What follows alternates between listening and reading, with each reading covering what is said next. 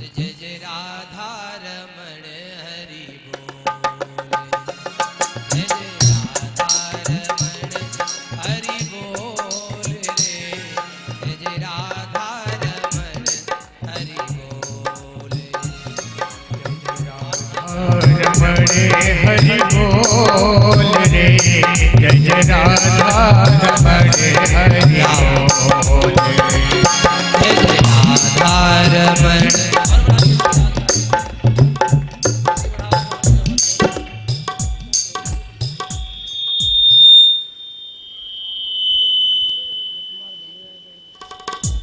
इसकी आवाज हम कैसे बढ़ाओ?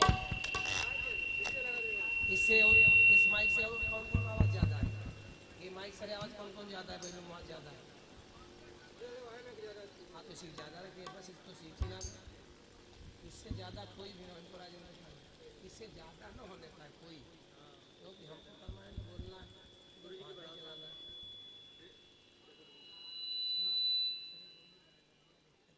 राम राम। परीक्षित जी के जन्म से ही बहुत सी कथाओं का समागम होता है आगे। तब श्री सूत जी महाराज शौनकादिक ऋषियों से वर्णन करते हैं। यदा मृधे कौरव संजयानाम वीरे स्वथो वीरगतिं गदेषु वृकोदरा वृद्धगदाभिमर्श भग्नोरुदण्डे धृतराष्ट्रपुत्रे।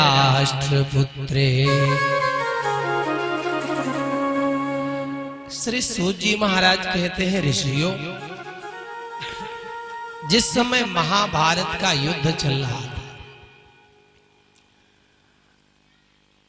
महाभारत का युद्ध चल रहा था। हमारे सुष्मिंद भैया जी बैठ जाइए आप भी। महाभारत का युद्ध चल रहा था। 99 कौरव मार दिए गए। दुर्योधन भी अंतिम श्वास से गिन रहा था। उसी समय दुर्योधन का मित्र था अश्वत्थामा। वो अश्वत्थामा दुर्योधन के पास पहुंच गया। अपने मित्र के दुख को देख करके दुखी हो गया। वास्तव में असली मित्र की पहचान यही है जो विपत्ति में काम आए। धीरज धर्म मित्र अरुनारी, आपद काल परखिए जारी। विपत्ति में जो काम आए वही असली मित्र है, वही असली बंधु है। भाई की संपत्ति तो सब बटा सकते हैं, लेकिन जो अपने भाई की, अपने मित्र की विपत्ति को बटाए वही असली मित्र है और वही असली भाई है।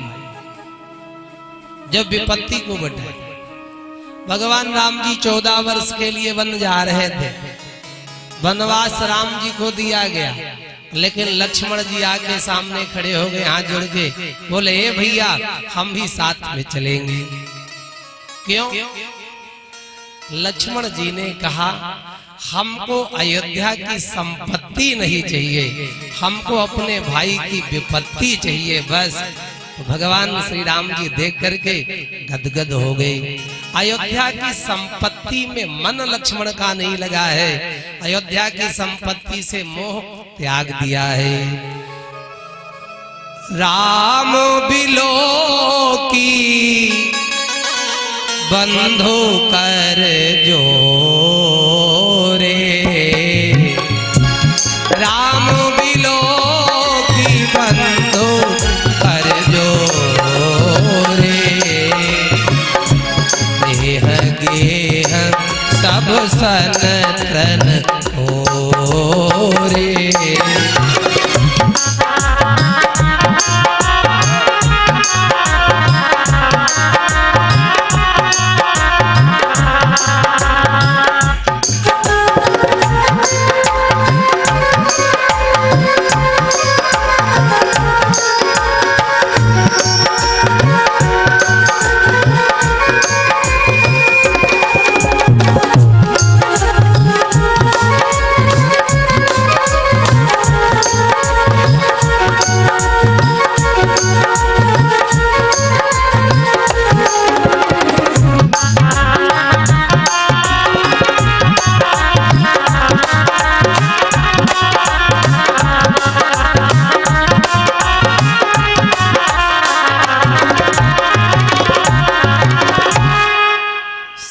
बढ़िया हमारे सुष्मित भाई जी, देखो पट्टी पर बैठे, इनको कुर्सी नहीं चाहिए। क्या बात है, ऐसा ही होना चाहिए। और हैं सब लोग अच्छे ही हैं, इसलिए हम निवेदन करेंगे आप लोग वहाँ बैठेंगे तो हमको सुनाने में आनंद आएगा। क्या बात, हमारे आदर्श भैया जी, हमारे अनूप काका जी, सब बहुत बढ़िया हमारे यहाँ के लोग हैं, बहुत सुंदर। बच्चों तुम लोग भी वही बैठ जाओ सब लोग। हाँ, कुर्सी हटा दिए साइड में, तो कुर्सी मिल जाती है तो खुशी होती, और कुर्सी जब कुर्सी चली जाती है तो दुख होता है। क्यों काका? हाँ, इसलिए कुर्सी के चक्कर में ही न पड़ो। बड़े बड़े झगड़े, बड़े बड़े विवाद कुर्सी के ही चक्कर में हो रहे हैं। हमारे राम मूर्ति जी ने ये 11 रुपये सादर समर्पित किए, 10 रुपये गंगा राम जी ने समर्पित किए थे। मंगल कामना साधुवाद। भगवान श्री राम जी जा रहे थे वन, लक्ष्मण जी ने कहा प्रभु हमें आपकी संपत्ति नहीं चाहिए, हमको आपकी विपत्ति चाहिए। विपत्ति में काम आए वही भ्राता है और वही असली मित्र है। दुर्योधन का मित्र अश्वत्थामा था। अश्वत्थामा पहुंच गया, दुर्योधन को रोता हुआ देख करके अश्वत्थामा भी रोने लगे। अश्वत्थामा ने रोते हुए कहा मित्र ये कैसे क्या हो गया? दुर्योधन ने पूरी तथा कथा पांडवों के बारे में समझाई। अश्वत्थामा का खून खोल गया। अश्वत्थामा ने कहा मित्र तुम चिंता मत करो, जिन पांडवों ने तुम्हारी ये हालात, ये दुर्दशा की है, मैं उन्हें जीवित नहीं छोड़ूंगा। दुर्योधन ने अपने रक्त का तिलक अश्वत्थामा के मस्तक पर लगा दिया, कहा विजयी भव। अश्वत्थामा चल दिया। अश्वत्थामा चला, लेकिन सोचा जिन पांडवों का 100 भाई नहीं बिगाड़ पाए कुछ, तो हम तो अकेले हैं, हम क्या बिगाड़ पाएंगे? बेचारा सोचने समझने में लग गया, देर हो गई। रात में उसने प्रयास किया पांडवों को मारने का। काकउलूकन न्याय से हमला किया। महाराज जी कहते थे एक पेड़ पर उल्लू अकेला था और कौवा 1000 थे, तो उल्लू जब दिन में हमला बोलता, हजारों कौवा मिलके उल्लू को हरा देते, परास्त कर देते। तो एक दिन उल्लू ने दिन में नहीं रात में हमला बोल दिया कौवों के ऊपर, तो अकेला उल्लू रात में सफल हो गया। उल्लू कौवा सब हार गए रात में।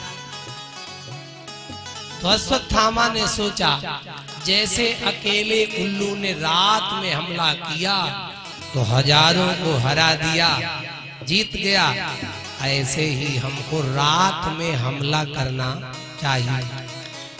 और दुनिया में गांव में जितने उल्लू जैसे लोग होते हैं ना, वो जब किसी का नुकसान करेंगे, बिगाड़ेंगे, तो दिन में तो बिगाड़ नहीं पाएंगे, कोई देख लेगा तो रात ही में नुकसान करते हैं। जो रात में एक दूसरे का नुकसान करे, बिगाड़े, तो समझ लेना ये भी उल्लू ही है बना बनाया, देखने में भले ही आदमी लग रहा हो। इसलिए काकउलूकन न्याय से हमला किया। भगवान जान गए हो अश्वत्थामा आ रहा है। भगवान ने पांडवों को जगाया। पांडव लोग तुरंत चल दिए भगवान के साथ। पांडवों के 5 पुत्र भी थे, भगवान ने उनको भी जगाया, लेकिन वो नहीं उठे। उन्होंने मना कर दिया, बोले हम तो सोएंगे, हमें तो सोना अच्छा लगता है। आजकल बड़ा आदमी कौन है मालूम? आजकल बड़ा आदमी वो है जो देर तक सोए, और जो जल्दी जाग जाए वो छोटा आदमी माना जाता है। जो देर में 10 बजे सोकर जगे वो बड़ा आदमी होता है। आज जो देर में सोकर के उठे, याद रखना जो 4 बजे जगत वो है भगवान के भगत। जो 4 बजे जगत वो भगवान के भगत, और जो 10 बजे जगत वही फिर दुनिया भरे ठगत। याद रखिएगा। इसलिए करना क्या है, भगवान के भक्त बनो। आजकल बड़ा आदमी वो जो देर तक सोए, भगवान ने पांडवों के पुत्रों को जगाया, उन्होंने मना कर दिया। पांडवों को लेकर के भगवान चले गए। इधर अश्वत्थामा रात्रि में आया, उसने सोचा ये पांडव ही सो रहे हैं, अंधेरा था। उसने तलवार ली और तलवार लेकर के 5 बालकों के सिर ही काट दिए। हत्यारे ने क्रोध में काट दिए वो बाल, उन 5 के शीश ले निकल चला तत्काल। 5 के सिर काट दिए और सिर लेकर के अश्वत्थामा तुरंत निकल ली। जो दुष्ट आदमी है, तो दुष्ट आदमी निंदित कर्म करता है तो फिर वो स्थान जल्दी त्याग देता है। चोर होगा, बदमाश होगा, जितने उस प्रकार के व्यक्ति हैं, गलत काम करेंगे तो वहां ज्यादा देर रुकेंगे नहीं, भाग जाएंगे। अश्वत्थामा ने सिर काट दिया, रुका नहीं, तुरंत ही वहां से 9-2-11 हो गया। अश्वत्थामा ने जाकर के दुर्योधन को बताया, मैंने 5 के सिर काट दिए। अश्वत्थामा की बात सुनकर दुर्योधन को विश्वास नहीं हुई। क्या प्रमाण है, क्या पहचान है, तुमने मार दिया? अश्वत्थामा ने 5 के सिर दिखा दिए। हम उनके सिर भी लाए हैं ताकि आपको विश्वास हो। दुर्योधन ने कहा भीम का सिर हमें ला। जो भीम की शक्ल सूरत का बेटा था वो सिर दिया। बालक का कोमल मुलायम सिर दुर्योधन के दबाने से फूट गया। जब फूट गया दुर्योधन रो पड़ा। दुर्योधन ने कहा अश्वत्थामा तूने ये क्या किया? अरे जिस भीम के सिर पर हमने गदा चलाई, जिस भीम का सिर हमारे गदा चलाने से नहीं टूटा, उस भीम का सिर हमारे हाथ के दबाने से कैसे फूट सकता है? हमको लगता है तूने पांडवों को नहीं, उन पांडवों के पुत्रों को ही मार दिया है क्या? दुर्योधन रोने लगा, बोला अश्वत्थामा अरे मेरे घर में तो दीपक जलाने वाला कोई वैसे ही नहीं बचा था। अरे तूने तो पांडवों के घर में भी इन बच्चों को मार के अंधेरा कर दिया। मेरी दुश्मनी तो इन पांडवों से थी, किनके बालकों से थी। अरे इन बालकों को मारने से भी मेरा क्या बना मन। एक बात याद रखना, तुम्हारी दुश्मनी कितनी भी बड़ी हो किसी से, अरे आपस में लड़ो झगड़ो, मौका मिल जाए एक में मिल जाओ। अगर तुम्हारे दुश्मन का कभी छोटा बच्चा 2 साल 4 साल 5 साल का तुम्हारे दरवाजे पर खेलते खेलते आ जाए, अगर तुमने उस दुश्मनी का बदला उस बच्चे को कहीं मार दिया तो याद रखना, न तो जगत के लोग खुश होंगे तुमसे और न तो जगत का मालिक जगदीश ही खुश होगा तुमसे। क्यों? क्योंकि बालक भगवान का रूप होते हैं।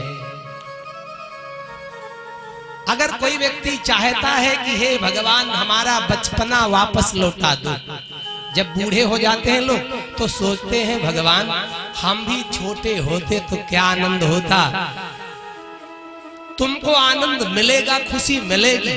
हमारे पूज्यपाद ब्रह्मलीन संत श्री डोंगरे सरस्वती जी महाराज कहते हैं, तुम अगर बच्चे बनना चाहते हो बुढ़ापे में तो बन जाओगे। एक काम करो, क्या कहा, जहाँ 2-5 साल के बच्चे छोटे छोटे खेल रहे हो तो तुम उन बच्चों में बच्चे बनकर खेलने लग जाओ, तो समझ लो तुम्हारा भी बचपना वापस आ जाएगा। उतनी देर के लिए बुढ़ापा भूल जाओगे।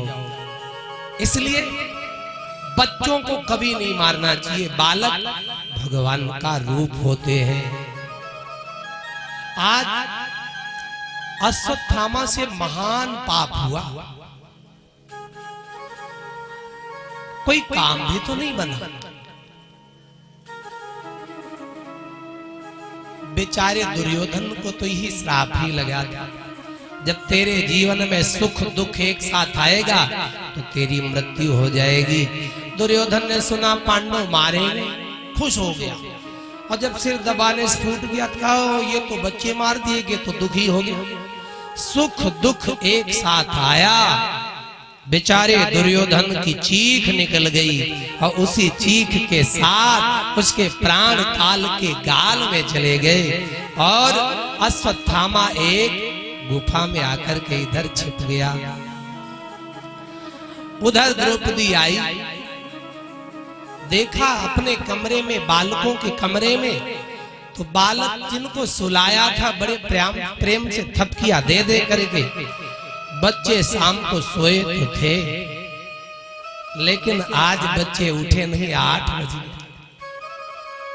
द्रौपदी ने सोचा मेरे बेटा रोज प्रणाम करने आते थे, आशीर्वाद लेने आते थे, आज क्यों नहीं आए। तो आज द्रौपदी मैया खुद ही अपने बच्चों के पास चल करके गई, और द्रौपदी ने जैसे ही देखा बेचारी द्रौपदी भी गिर पड़ी। 5-5 बालकों के सिर काट दिए किसी ने। द्रौपदी रोने लग गई।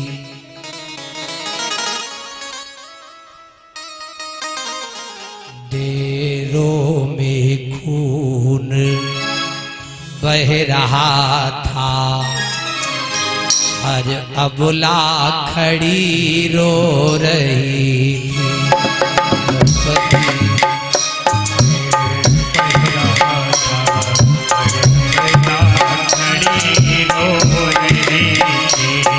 देरों में खून बह रहा था, हर अबला खड़ी रो रही थी। देरों में खून बह रहा था, हर अबला खड़ी रो रही थी। द्रौपदी बाल बिखराए हुए लाशों पर पड़ी रो रही थी। द्रौपदी बाल बिखराए लाशों पर पड़ी रो रही थी।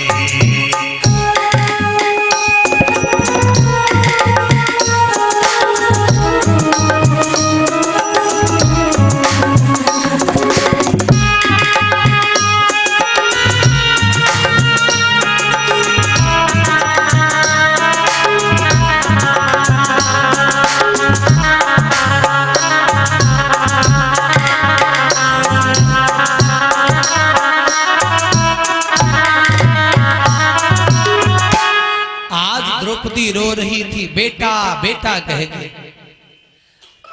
बच्चे के मरने पर सबसे ज्यादा कौन रोता है?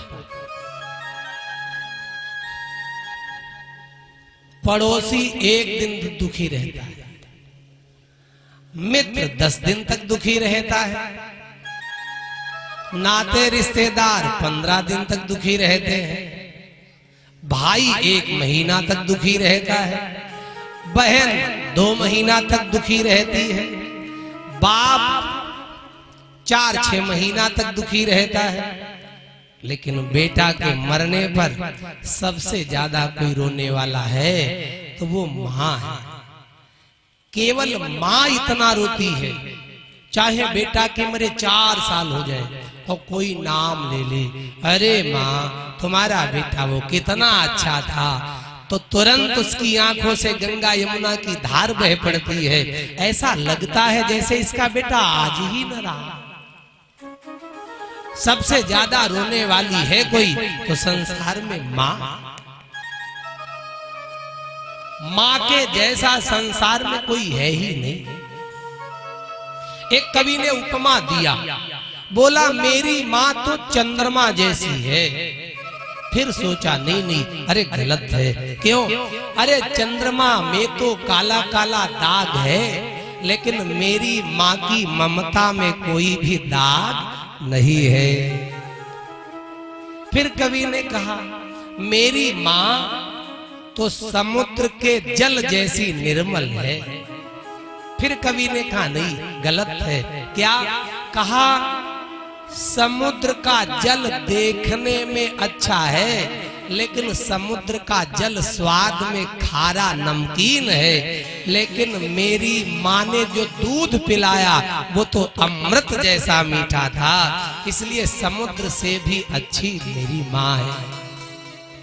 कवि ने कहा मेरी माँ मंदिर के अंदर बैठी दुर्गा देवी माँ जैसी है। फिर कहा नहीं, क्यों? अरे मंदिर के अंदर बैठी देवी माँ वो सिर्फ भक्त को वरदान दे सकती है, और धन्य है मेरी माँ जो मुझे केवल वरदान ही नहीं, अरे हमें 9 महीना गर्भ में रखकर जीवन दान दे देती है और बड़ा करके आशीर्वाद दे देती है। इस माँ से बड़ा संसार में कोई नहीं है। कुपुत्रो जाए तक क्वचित भिकुमाता न भवती। माँ के दिल जैसा दुनिया में कोई दिल नहीं। तो कितनी अच्छी है, तो कितनी भोली है, ओ प्यारी प्यारी है ओ माँ, ओ माँ, ओ माँ, ओ माँ।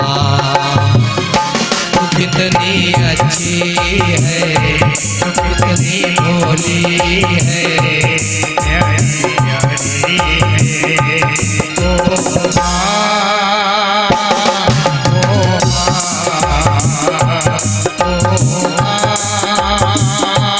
प्यारी माँ।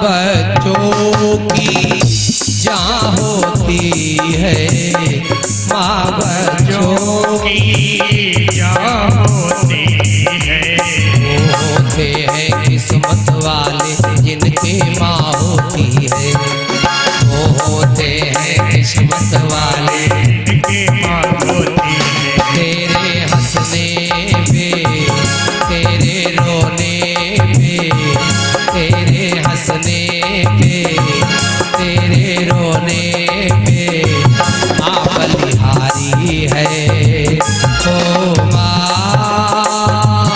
ओ माँ, ओ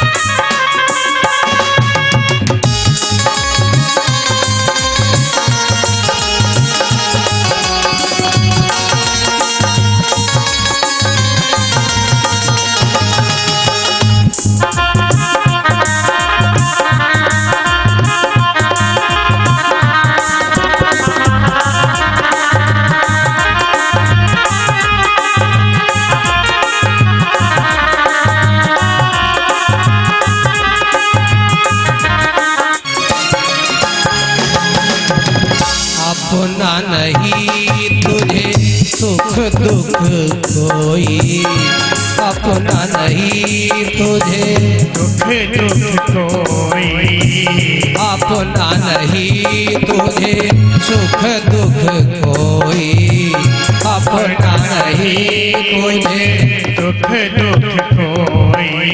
मैं मुस्काया माँ मुस्काई, मैं रोया माँ रोई, मैं मुस्काया माँ मुस्काई, मैं रोया माँ रोई। मेरी निंदिया पे अपनी निंदिया को, ओ मेरी निंदिया पे अपनी निंदिया को तूने वारी है। ओ माँ, ओ माँ, ओ माँ, ओ माँ, कितनी अच्छी है, कितनी भोली है, प्यारी प्यारी है। ओ माँ, ओ माँ, ओ माँ, ओ माँ, ओ माँ, ओ माँ, ओ माँ। आज द्रौपदी जो थी उसके अंदर ममता भरी हुई थी। बालकों के मरने पर सबसे ज्यादा मार होती है ना, तो द्रौपदी भी फूट फूट के रोने लगी। इतने में भगवान आए। द्रौपदी ने भगवान से पूछा, प्रभु मेरे बच्चों का अपराध क्या था जिनको अल्पायु में ही आपने समाप्त कर दिया प्रभु? भगवान ने कहा, बहन मैं क्या करूं, मैं संकट में फंस गया। मैं चाहता था इनकी रक्षा करूं, लेकिन मैं चाहने के बाद भी बचा न सका। द्रौपदी रोने लगी, बोले भैया मैंने रक्षा के बंधन पे जब तुम्हारी कलाई में राखी बांधी थी तब तूने सिर पे हाथ रखे इस बहन से कहा था, ए बहन मैं तुझे जीवन में कभी रोने नहीं दी। देख सकता हूं सब कुछ में होते हुए, पर नहीं देख सकता तुझे रोते हुए। तूने कहा था। भगवान बोले हाँ हाँ कहा था। तो कहा, लो आज तेरी बहन को किसी ने रुला दिया। भगवान ने कहा, बहन तुम्हारे बालकों ने मेरी बात नहीं मानी, इसलिए मैं इनकी रक्षा नहीं कर। भगवान की बात जब कोई नहीं मानता है तो फिर उसका शीघ्र से शीघ्र पतन ही हो जाता है। द्रौपदी ने आंसू पूछ डाले, प्रभु कोई बात नहीं, मार दिए गए अच्छा हुआ, क्या रोना? क्यों? इसलिए नहीं रोना, भगवान की बात जो न माने, भगवान को ही न माने, ऐसे व्यक्ति के लिए रोना नहीं चाहिए। थोड़ी देर बाद द्रौपदी की आंख से आंसू निकल पड़े। भगवान बोले, अब क्यों रोई बहन? द्रौपदी ने कहा, भैया हम तो इसलिए रोई, मेरे बच्चों को किसी ने सोते समय में मार दिया। ये आपका नाम भी नहीं ले पाए होंगे मरते मरते। अगर जागते समय इनको कोई मारता तो मरने से पहले प्रभु इन बच्चों के मुंह से आपका नाम निकल जाता, वो आपका नाम लेते हुए ये मर भी जाते, तो इस द्रौपदी को रोना नहीं पड़ता है। इस द्रौपदी को न रोना पड़ता। मरने से पहले ऐसा काम कर लो कि मरने के बाद दुनिया रोए, लेकिन मरने के बाद हमें रोना ना पड़े। अर्जुन खड़े हो गए। अर्जुन ने कहा, प्रिय चिंता मत करो, जिस दुष्ट ने इन निरपराध बालकों की हत्या की है मैं उन्हें छोड़ूंगा। अर्जुन रथ पर सवार हो गए। भगवान ने रथ की बागडोर पकड़ी और रथ को लेकर के चल दिए। अश्वत्थामा झाड़ी में जंगल में छिपा था। अश्वत्थामा ने रथ को आता हुआ देखा अर्जुन के, तो अश्वत्थामा ने ब्रह्मास्त्र चला दिया। अर्जुन ने देखा आग जैसा जलता हुआ कुछ आ रहा है। भगवान से कहा प्रभु ये क्या है, मैं नहीं जानता, आप ही बताओ। अर्जुन चाहते तो कोई बाण चला सकते थे, लेकिन अर्जुन में यही बात है। क्या अर्जुन कहते प्रभु शिष्यस्ते हम साधि माम त्वाम प्रपन्नम, हम आपकी शरण में हैं, आप जो कहोगे मैं वही करूं। भगवान बोले तो अर्जुन तो सुनो, ये अश्वत्थामा के द्वारा चलाया हुआ ब्रह्मास्त्र है, इसके ब्रह्मास्त्र को तुम अपने ब्रह्मास्त्र के द्वारा वापस लौटा दो और इसे बांध। अर्जुन ने वही काम किया, अश्वत्थामा को रस्सी में बांध लेकर के चल। बबंधा मरसताम राक्षा पशुम रस नया यथा। जैसे कोई पशु को खरीदता है तो वो पशु जाना ही नहीं चाहता, तब जिसने पैसे डाले वो तो ले ही जाएगा। तो एक व्यक्ति गले में रस्सी बांध के आगे खींचता है, एक व्यक्ति पीछे से डंडा मारते हुए जबरदस्ती ले जाता है। ऐसे ही अश्वत्थामा जाना नहीं चाहता अर्जुन के साथ, लेकिन रस्सी में बांधकर जैसे पशु को जबरदस्ती ले जाया जाता है, वैसे ही लेकर के अर्जुन चल दिए। पशुम रसनया यथा, ले जाकर के द्रौपदी के सामने खड़ा कर दिया। द्रौपदी के सामने ले जाकर के खड़ा कर दिया, कहा जो मन में आए वो करो। द्रौपदी ने देखा नजर उठा के, ये तो ब्राह्मण है और ये गुरु का बेटा है, तो क्या करें। द्रौपदी ने अश्वत्थामा के चरणों में प्रणाम किया। तथारतम पशुवत पाशबद्धम अवान्मुखम कर्मजुगोप्सितेन निरीक्ष्य कृष्णाप कृतं गुरो सुतं वामस्वभावा कृपया ननाम।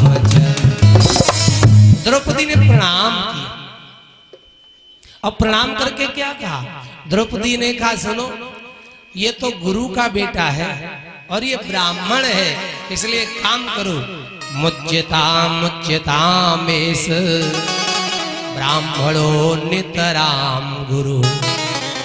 ये ब्राह्मण है और गुरु का बेटा है।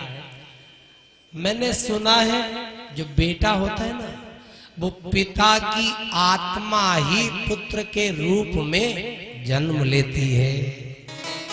आत्मा वही जायते पुत्रः। ये गुरु का बेटा है और गुरु जी तो नहीं रहे, लेकिन अभी गुरु माता है, द्रोणाचार्य जी की पत्नी है और उनका भी यही बेटा है केवल सहारा। अरे मेरे 5 बेटा मार दिए गए और बेटा के मरने पर माँ को कितना दुख होता वो हमने देख लिया। अगर इसको तुम मार दोगे तो जैसे आज मैं रो रही हूँ वैसे ही इस अश्वत्थामा की भी माँ रोएगी। तो इससे अच्छा है अब मैं रोई सो रोई, आज के बाद दुनिया की कोई माँ मेरी तरह न रोए। इसलिए द्रौपदी ने कहा अर्जुन मुच्यता, छोड़ दो छोड़ दो।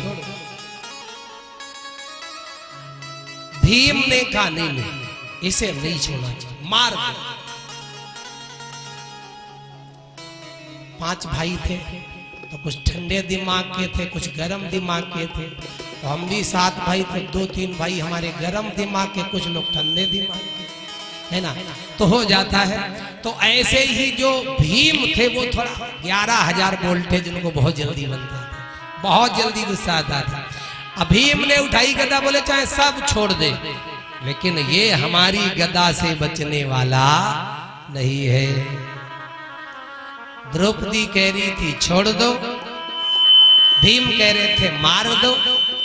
भगवान ने कहा अर्जुन नीति तो ये कह रही है, धर्मात्मा लोग इतने लोगों पर वार नहीं करते। मत्तम प्रमत्तम मुनमत्तम सुप्तम बालम स्त्रियम जड़म प्रपन्नम विरथम भीतम नरिपुम हन्ते धर्मविद। मत वाले को, पागल को, शरण में आए हुए को, ब्राह्मण को, रथहीन को, पूजनीय को, इतने लोगों पर धर्मात्मा लोग वार नहीं करते हैं। नीति तो ये कह रही कि इसे नहीं मारना चाहिए, लेकिन भगवान ने कहा लेकिन बात यह है आतताई वधारणा, इसने 5 बालकों की हत्या की है, निरपराधी को मारा है, निरपराध बालकों की हत्या की, इसलिए इसे छोड़ना नहीं चाहिए। अब अर्जुन चक्कर में फंस गए, इसको मार दे कि छोड़ दे, क्या करे समझ में नहीं आ रहा है। अच्छा कभी कभी जल्दी इशारा नहीं समझ में आता। एक बार एक व्यक्ति बोला अपने मित्र से ये बताओ हमारे झोला में क्या है, हमारे झोला में क्या है, तो झोला में जो अंडे हैं वो तुमको दे दे। बोला नहीं भाई समझ पाया। अच्छा कहा ये बता दो गिनती में कितने अंडा है, तो 8 के 8 अंडा तुमको झोला वाले दे दे। बोला भाई नहीं समझ पाया। तो कहा अच्छा ये बताओ किस पक्षी के अंडा है, तो मुर्गी तुम ही ले जाओ। बोला कुछ इशारा करो।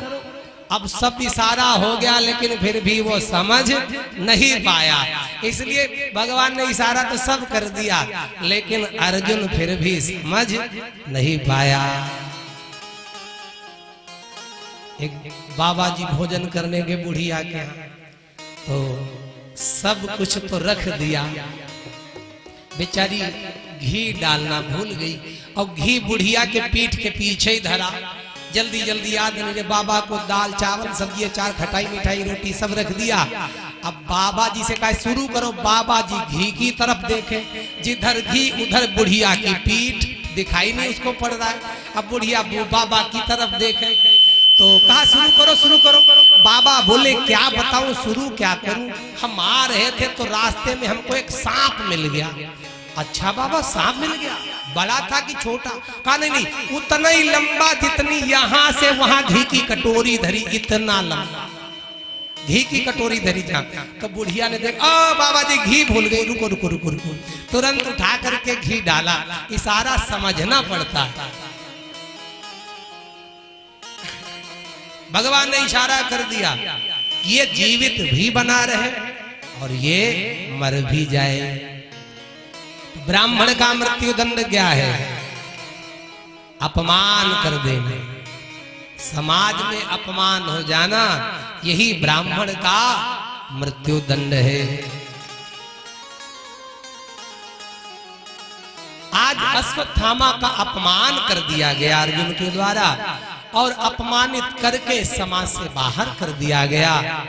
अश्वत्थामा के मस्तक को चीरकर मणि निकाल ली गई। अश्वत्थामा श्रीहीन तेजहीन हो गया। अश्वत्थामा ने प्रतिज्ञा की कि जिन पांडवों ने मेरे साथ ये दुर्व्यवहार किया, मैं इन पांडवों का वंश चलने नहीं दूंगा। अब तो भगवान के साथ पांडव रह रहे थे आराम से। पांडव लोग सुखी संपन्न हो गए। भगवान ने सोचा ये पांडव लोग हमको भूले तो उससे पहले ही लाओ, उससे पहले ही हम लाओ इनको छोड़ करके चले गए। क्यों भाई? जब कोई मतलब से ज्यादा धनवान पैसा वाला हो जाता है तो सबसे पहले भगवान ही को ही छोड़ देता है। एक आदमी के यहाँ रामायण भाई बोला पंडित जी रामायण करो, और सेठ बिल्कुल कभी पूजा पाठ करते नहीं थे। तो सेठानी जी तो बड़ी भक्त थी, उसने फोन किया, जबरदस्ती कहा कि पंडित जी रामायण हो जाए। सेठ जी कहे क्या धरा रामायण में। सेठानी ने फिर भी हमें बुलाया, बढ़िया अखंड पाठ शुरू हुआ, रामायण चल ही रही थी। इतने में सेठ जी नल पर गए, फिसल गए, कमर टूट गई। तो और कुछ नहीं उनके मुंह से पहले निकला, सेठ के मुंह से पहले निकला, रामायण बंद करो। सबसे पहला शब्द निकला। जैसे ही गिरे वैसे ही बोले रामायण बंद करो। ऐसा लगता था कि रामायण भई तब ही कमर टूटी। उनके दिमाग में आया, कहा आज तक हमने रामायण नहीं करवाई तो कभी चोट नहीं लगी। ये गलत बात है। क्यों? देखिए, बहुत बड़ा तुम्हारे साथ कोई अपराध होने वाला हो, तुम्हारे पापों के कारण बहुत बड़ी सजा मिलने वाली है, लेकिन अगर भगवान का भजन करोगे, पूजा पाठ करोगे तो क्या होगा? तो जो बड़ी सजा होगी वो छोटी सजा हो जाएगी, लेकिन मिलेगी जरूर। गला कटना होगा तो भजन करोगे तो हमारी गारंटी है, तो गला बच जाएगा, लेकिन उंगली कट जाएगी, गला बच जाएगा। क्यों भाई? भगवान बड़े से अपराध को भक्त जो होता है उसका अपराध छोटा कर देता है। ये भगवान का काम। आज पांडव लोग भगवान को भूले, तो भगवान ने सोचा इससे पहले ही लाओ, हम यहां से चले जाएं। भगवान चलने के लिए तैयार हो गए। जैसे ही भगवान को भेजने के लिए सब गए, अभिमन्यु की पत्नी थी जिसका नाम था उत्तरा। युद्ध में जब अभिमन्यु का वध किया गया तो उत्तरा देवी गर्भवती थी।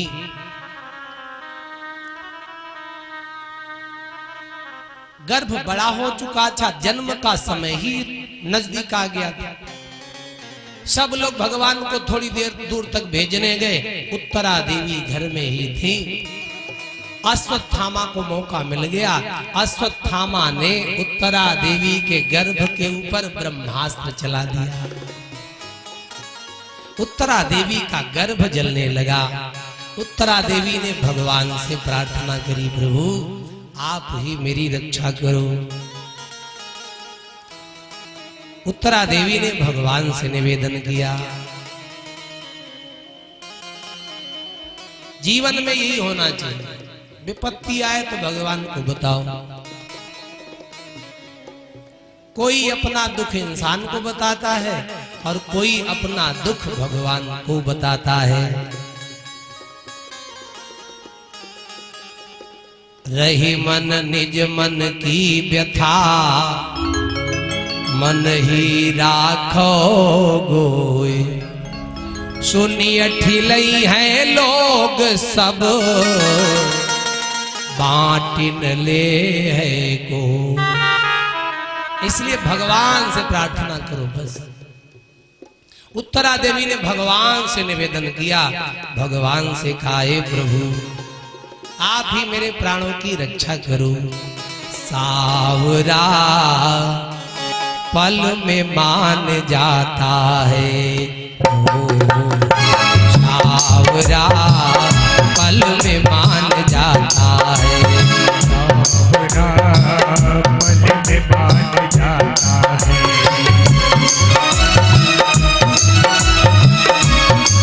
ओ सुन के पुकार, सुन के पुकार, सुन के पुकार आता है। सावरा पल में मान जाता है, ओ सावरा पल में मान जाता है, ओ सुन के पुकार,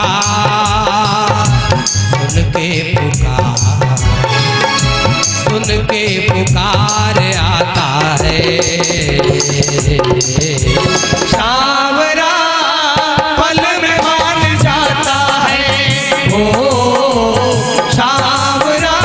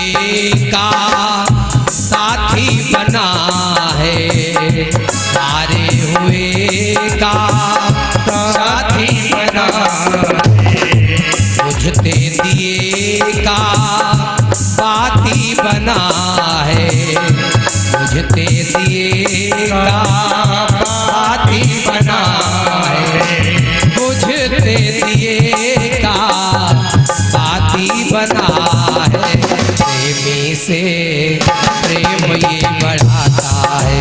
ओ प्रेमी से प्रेम ये बढ़ाता है। सुन के पुकार, सुन के पुकार, सुन के पुकार आता है। सावरा पल में मान जाता है। ओ सावरा पल में मान जाता है। ओ सावरा पल में मान जाता है। हो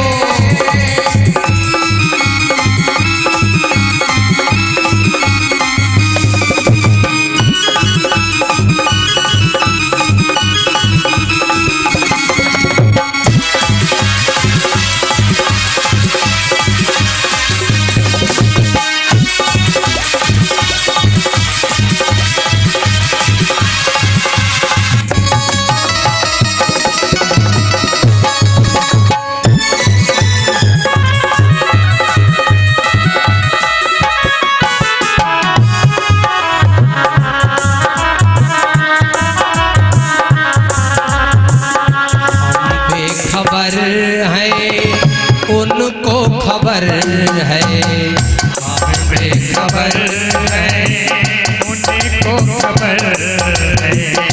हमें खबर है प्रभु को खबर है।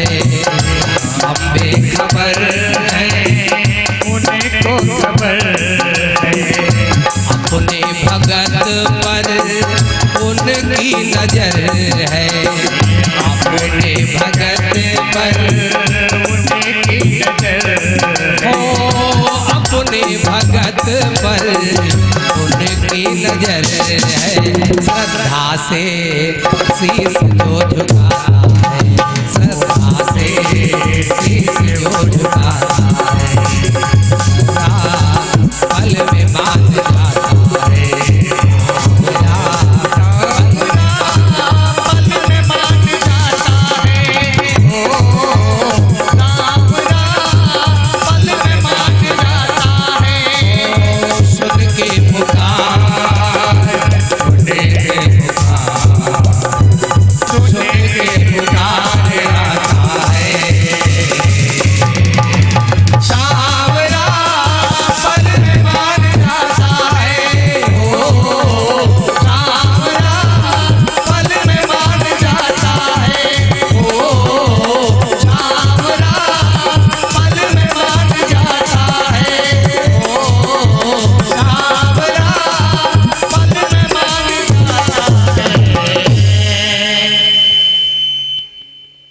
अपनी चेती होते नहीं और प्रभु चेता तत्काल। हमारे संतोष मास्टर जी भी आ गए हैं। क्या बात है, भोले बाबा की इनके ऊपर ज्यादा कृपा है। और भी बहुत से लोग आए हैं।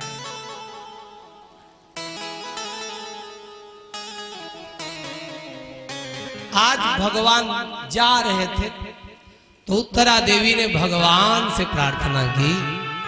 क्यों? उत्तरा देवी ने कहा प्रभु मेरे प्राण रहें और चाहे चले जाएं, मैं अपने बचने के लिए आपसे प्रार्थना नहीं कर रही हूं। फिर क्यों कर रही हो? उत्तरा देवी ने कहा प्रभु आपने गीता में एक श्लोक कहा है, क्या आप कहते हो न मे भक्त्या प्रणश्यति, मेरा भक्त कभी नष्ट नहीं होता है।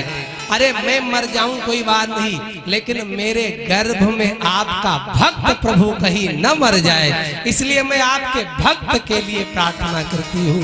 उत्तरा देवी ये कह के गिर पड़ी भगवान के सामने। अब तो भगवान को याद आ गया, अरे जब भक्त नहीं होंगे तो भगवान कहाँ होगा, हर एक की शंका का समाधान कहाँ होगा। भगवान ने ये भी नहीं सोचा हमें कहाँ जाना चाहिए, कहाँ नहीं जाना चाहिए। भगवान ने अंगूठे के इतना रूप बनाया, उत्तरा देवी के गर्भ के अंदर प्रवेश कर गए। जो बालक था गर्भ जल चुका था, भगवान ने उस बालक को जीवित किया।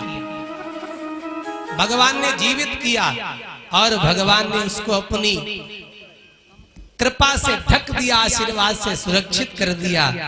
और भगवान गर्भ के अंदर है। दुनिया में बहुत सी ऐसी माताएं हैं जिन्होंने भक्त को गर्भ में रखा। बहुत सी ऐसी माताएं भी हैं जिन्होंने भगवान को अपने गर्भ में रखा। लेकिन दुनिया में उत्तरा जैसी माँ न आगे हुई है और न कभी होगी। क्यों? उत्तरा देवी ने भक्त को नहीं, भगवान को नहीं, अरे भक्त भगवान को एक ही साथ अपने पेट में धारण किया है। परीक्षित जी माँ के गर्भ में है, भक्त भी है और भगवान उसको बचाने गए गर्भ में। तो भक्त भगवान दोनों उत्तरा के गर्भ में है। ऐसी माँ तुमको किसी शास्त्र में, पुराण में ढूंढने पर भी नहीं मिलेगी, जिसके गर्भ में भक्त भी हो और भगवान भी हो। भगवान उत्तरा के गर्भ में रहे तो भगवान का एक नाम हो गया क्या? उत्तरायण। अयन माने होता है घर। जो उत्तरा के पेट में रह आया हो वही घर हो गया। तो भगवान का नाम है उत्तरायण। अभिष्पितामा ने वरदान मांगा था, प्रभु जब सूर्य उत्तरायण में हो तभी मेरी मृत्यु हो। तो सूर्य भी उत्तरायण में है और भगवान भी उत्तरायण है, उत्तरा के गर्भ में रह चुके हैं। भगवान ने माता कुंती को आशीर्वाद दिया। इसके बाद में भगवान पांडवों को लेकर भीष्म पितामह के पास सीधे पहुंच गए। भीष्म पितामह जी ने पूछा, प्रभु ये बताओ, इतने दिनों तक मुझे बाणों की सैया पर लेटना पड़ा, आखिर क्यों? क्या मैंने कोई अपराध किया है? भगवान चुप खड़े रहे। भगवान बोले, अगर अपराध न किया होता तो ये सजा क्यों मिलती? भगवान को तुम भोजन बनाने वाला भंडारी समझ लो। हमारे यहाँ भंडारी जी हैं तो हम जो सामान इनको ला के देते, बढ़िया बढ़िया माल बना के सबको खिलाते। अच्छा, हम न आलू लाए, न टमाटर लाए, न आटा लाए, न राशन लाए, और इनसे हम कहें आज भैया हम खाएंगे पूरी और पनीर, तो ये क्या अपने घर से खरीद के बनाएंगे क्या? अरे हम जो इनको देंगे ये वही बढ़िया बनाकर टेस्ट हम सबको खिला देंगे। भगवान को भी तुम भंडारी की तरह समझो। तुम कर्म जैसा करके भगवान को दोगे, वैसे कर्मों का फल बढ़िया बना के भगवान तुम्हें दे देंगे। भगवान को देवले कुछ नहीं, क्यों भाई? तो भगवान कहाँ से दे देंगे? इसलिए तुम जैसा कर्म करोगे, जैसा कर्म करोगे वैसा फल देगा भगवान। ये है गीता का ज्ञान। इसलिए बाबा कहते हैं, काहू न को सुख अरे दुख कर दाता, काहू न को सुख दुख कर दाता, निज कृत कर्म भोग सब राता।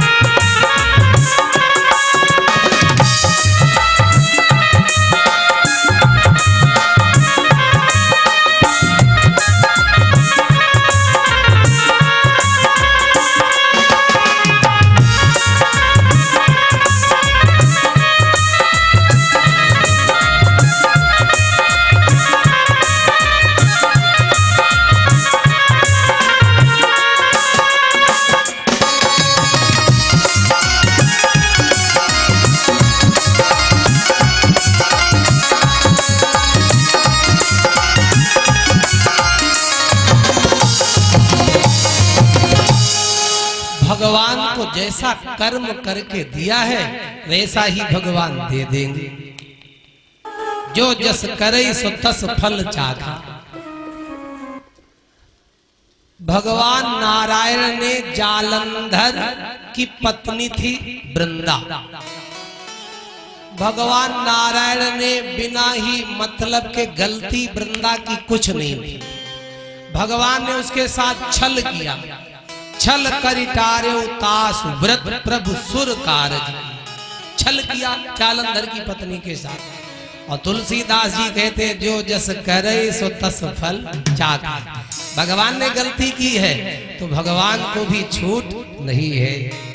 भगवान ने वृंदा के साथ छल किया तो वही जालंधर रावण हुआ, तहां जलंधर रावण भयो। वही भगवान नारायण राम बन के आए तो राम जी की पत्नी के साथ वही रावण ने छल किया। क्यों? अरे जालंधर की पत्नी के साथ भगवान ने छल किया तो भगवान की पत्नी के साथ रावण ने छल किया। करी छल मूढ़ हरे शिवय देहि, हरे प्रभु प्रभाव तस विदित न ते।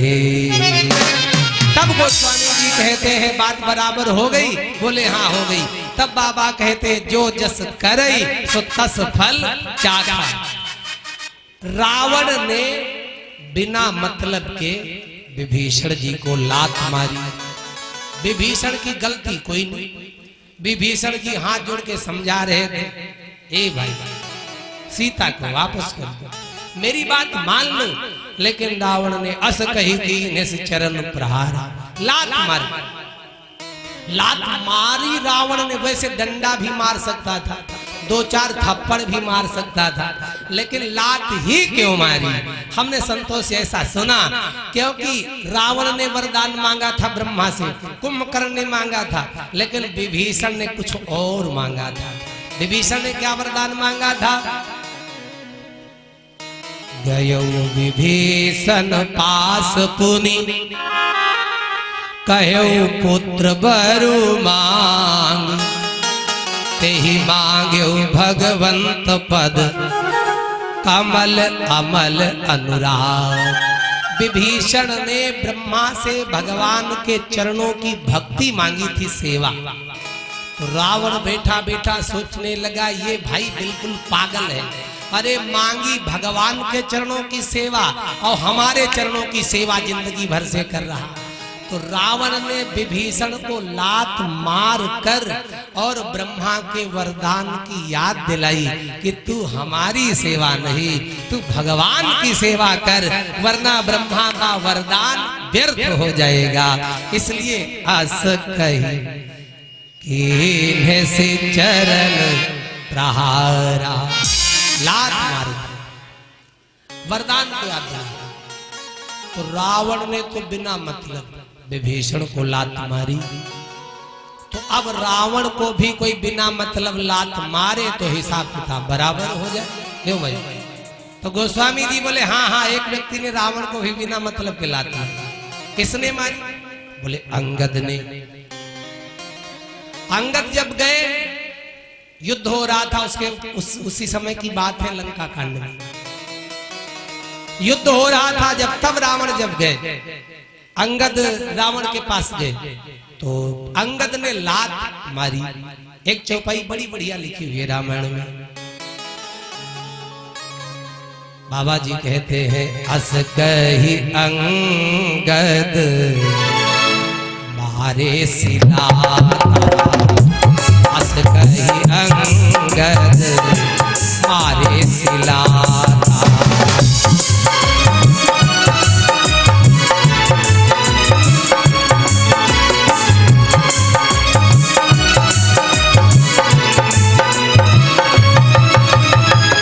अस कही अंगद मारे सिलाता, अस कही अंगद मारे सिलाता, अस कही अंगद मारे सिलाता। चितवन 60 रथ मन राता, चितवन 60 रथ मन राता।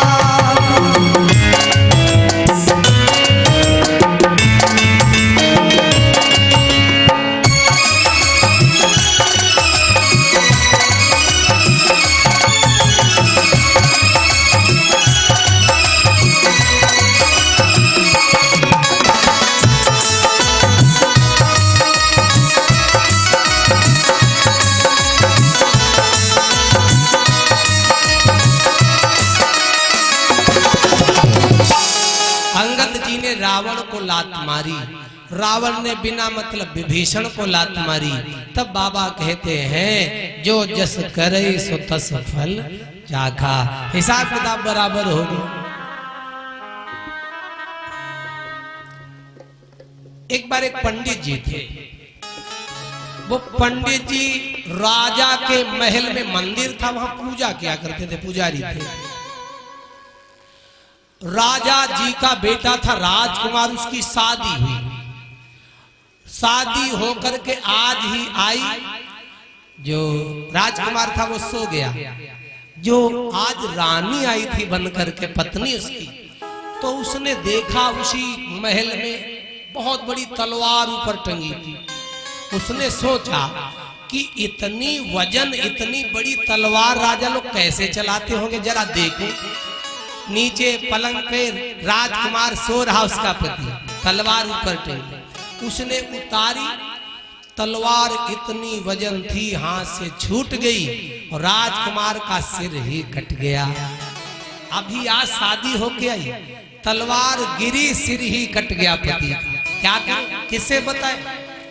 दरवाजा बंद, रात भर नहीं हुई, चुपचाप बैठी रही कमरे में। सोचा जब सुबह सुबह कोई आएगा हम चिल्ला देंगी, उसी को लगा देंगी कि इसने मार दिया। तो सुबह सुबह 4 बजे पंडित जी घंटा बजाने मंदिर जाते थे और कोई जाता ही नहीं था। क्यों भाई? पंडित जी जैसे ही 4 बजे घंटी बजाई, सोई वो चिल्ला पड़ी, अरे मार डाला, मार डाला, मार डाला। अब तो सैनिक आए, राजा साहब आए, पंडित जी के अलावा कोई था नहीं। पंडित जी को पकड़ लिया गया।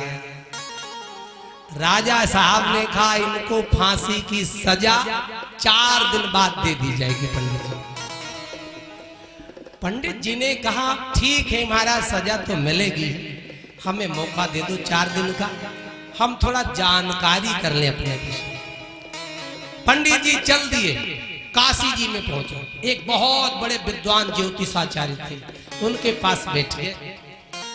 उनके पास बैठ गए, बोले महाराज ये बताओ, राजकुमारी का विवाह हुआ, पति उससे मरा तलवार से और अपराध इल्जाम मेरे ऊपर क्यों, मेरी गलती क्या है?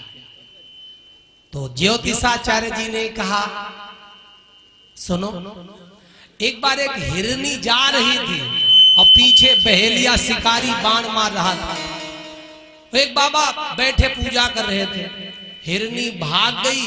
पीछे से बहेलिया ने पूछा, ए महाराज जी क्या इधर हमारी हिरनी का शिकार गया है? तो उन्होंने बता दिया बाबा ने। तो बाबा ने बताया तो वो गया, हिरनी को मार दिया उसने। तो वही जो हिरनी थी वही इस जन्म में राजकुमारी बनी आई, वही हिरनी। और कहा जो बहेलिया था वही राजकुमार इसका पति बना। अरे बहेलिया ने पिछले जन्म में हिरनी को बिना मतलब के मार डाला था, और आज वही शादी हुई, हिसाब किताब बराबर होना था। तलवार गिरी और कट गया, पति का सिर मर गया। पंडित जी बोले चलो बहेलिया हुआ राजकुमार, हिरनी बनी राजकुमारी, सो मर गए, कोई बात नहीं, लेकिन हमारी गलती क्या, फांसी हमें? तो ज्योतिषाचार्य जी बोले सुनो, जो बाबा जी बैठे थे पूजा कर रहे थे, सिर्फ बहेलिया ने जिससे पूछा था हिरनी इधर गई किधर गई, बाबा के चक्कर में हिरनी मारी गई। क्यों? क्योंकि बाबा ने न बताया होता तो शिकारी हिरनी को मार नहीं पाता। बाबा ने बता दिया इधर ही गई, उधर गया, वो मार दिया। कहा वो बाबा कोई और थोड़े, तुम ही पंडित जी बाबा थे उस पिछले जन्म में, इसलिए तुम्हारे कारण वो मारी गई थी हिरनी, कारण तुम्हारा था, इसलिए उनका तो अपराध था ही, लेकिन इल्जाम सारा का सारा तुम्हारे ऊपर। ज्योतिषाचार्य बता ही रहे थे। इतने में ज्योतिषाचार्य की पंडितानी आई, 2 डंडे पीठ पे जमाए, हजारों गाली, न काम न धंधा, 4-6 ठलुआ इकट्ठा करके बैठा लिए। पंडित जी बोले हमारा भलन बताओ, अपना जरूर बताए दो, तुमने कौन अपराध किया है जो ऐसी श्रीमती जी मिली? अच्छा हमने ज्यादातर देखा है पंडित जी जितने होशियार पढ़े लिखे पंडितानी उतनी हाफ माइंड लोग। बहुत हम बाहर घूम टहल के देखे, पंडित जी जितने ही बुद्धिमान व्यक्ति परेशान है तो अपने व्यक्ति से ही परेशान। तो ज्योतिषाचार्य बताने लगे हमको ये पंडितानी क्यों मिली, इसकी भी एक कथा है। क्या है? बोले पिछले जन्म ये हमारी पंडितानी जो है ये थी गधी थी, गदहिया थी, हम थे कौआ। बोले हम पेड़ पर बैठे रहते थे, ये जब चर करके पेड़ के नीचे धूप में छाया में बैठती, हम इसकी पीठ में चोंच मारते मांस निकाल लेते। अब ये भागती फिर भागती, और थोड़ी देर बाद जब परेशान हो जाती फिर छाया में बैठती और हम फिर चोंच मार के इसका मांस निकाल लेते। धीरे धीरे मांस निकालते निकालते इसका घाव बहुत हो गया।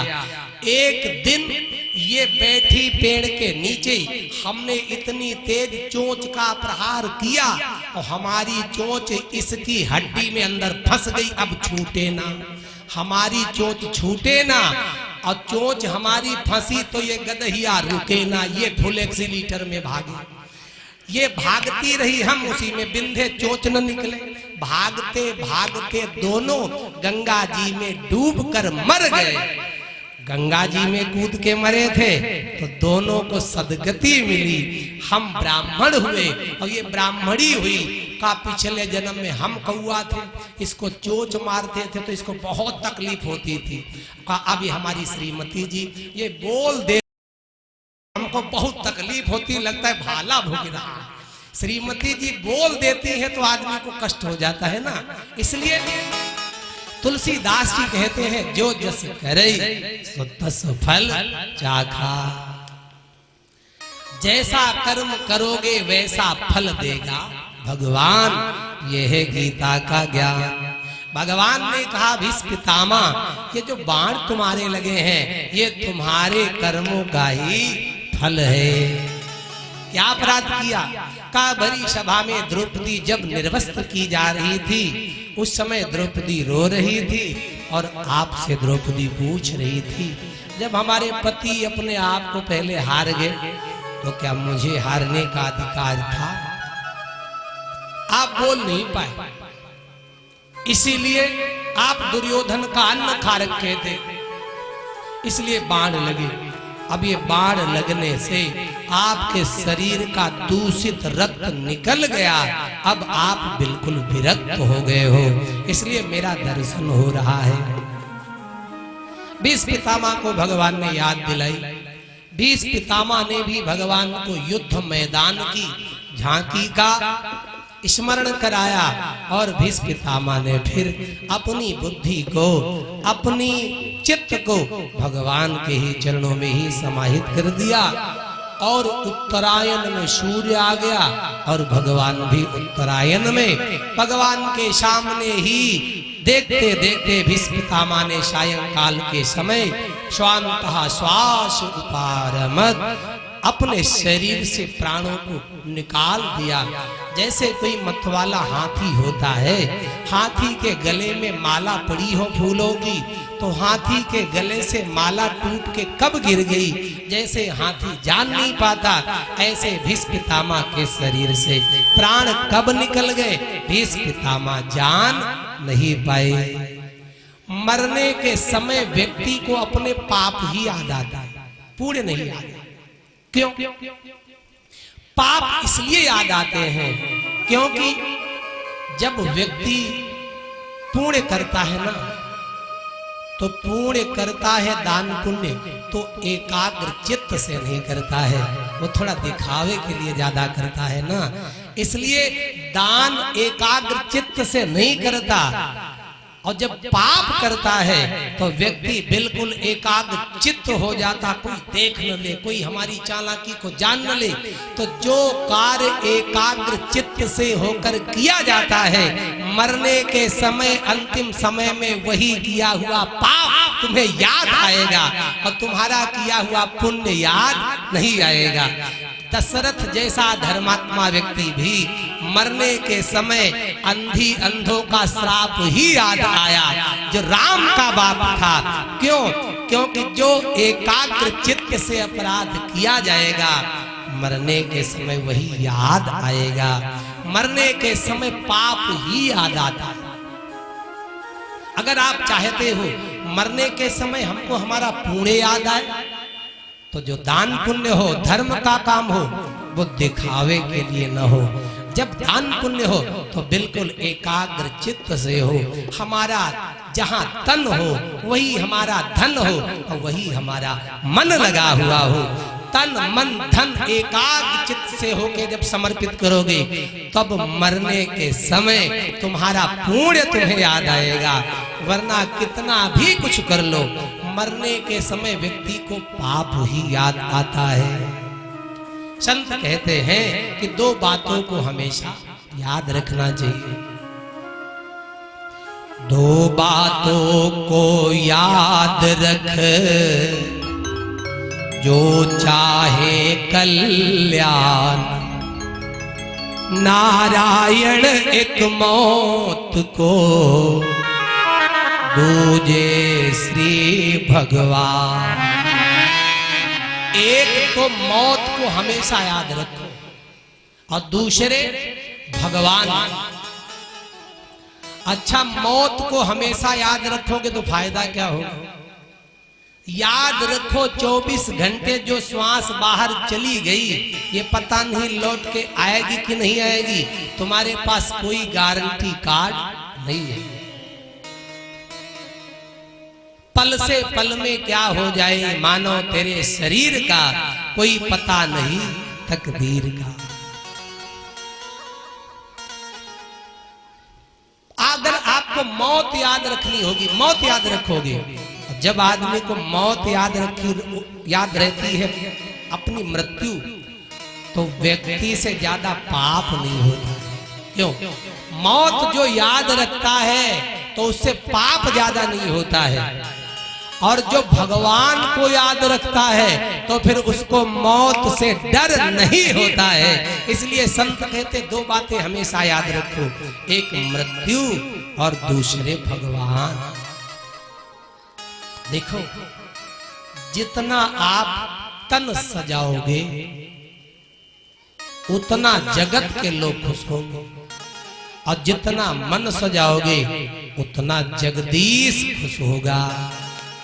बढ़िया बढ़िया भोजन करोगे तो तन सुंदर होगा, और बढ़िया बढ़िया VIP भोजन करो, बढ़िया बढ़िया भोजन करोगे तो तन सुंदर होगा।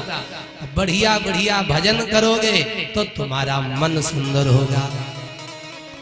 भोजन नहीं करोगे तो तन खराब हो जाएगा, और भजन नहीं करोगे तो तुम्हारे घर में सब होगा लेकिन तुम्हारा मन ही खराब हो जाएगा। तुम्हारे घर की कोई भी सुख सुविधा तुमको शांति नहीं अंदर से दे सकती है। तुम घर में AC लगवा सकते हो, कूलर लगवा सकते हो, लेकिन अंदर कौन सा AC फिट करोगे? है कोई जुगाड़ तुम्हारे पास? कोई जुगाड़ नहीं। एक जगह हम कथा कहने गए, तुम्हारे हिमांशु हमारा चेला भी था, बहुत बड़ा आदमी। तो देख के चेला खुश हुआ, गुरुजी पूरे घर में कमरे में AC लगी। हमने कहा बेटा पूरे घर में तो AC लगी, लेकिन मकान मालिक के भीतर तो हीटर दड़क रहा है। अंदर हीटर कहां से लगे, अंदर AC कहां से लगे? इस पर थोड़ा विचार करो।